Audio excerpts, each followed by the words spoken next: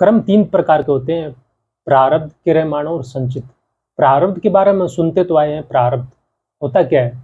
चलो बताते हैं आपको। सबसे पहले तो हम इसकी बारे में बताएंगे कि क्रियमाण कर्म क्या होते हैं।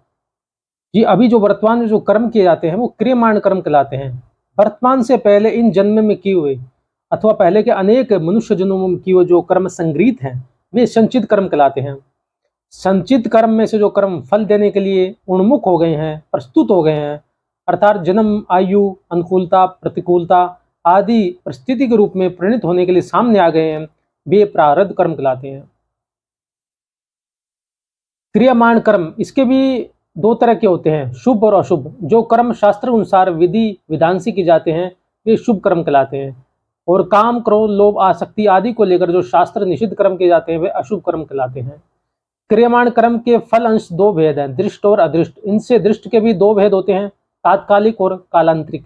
जैसे भोजन करते हुए भी जो रस आता है वह सुख होता है, प्रसन्नता होती है, तृप्ति होती है, वह दृष्ट का तात्कालिक फल है। और भोजन के परिणाम में आयु, बल, आरोग्य आदि का बढ़ना यह दृष्ट का कालांतरिक फल है।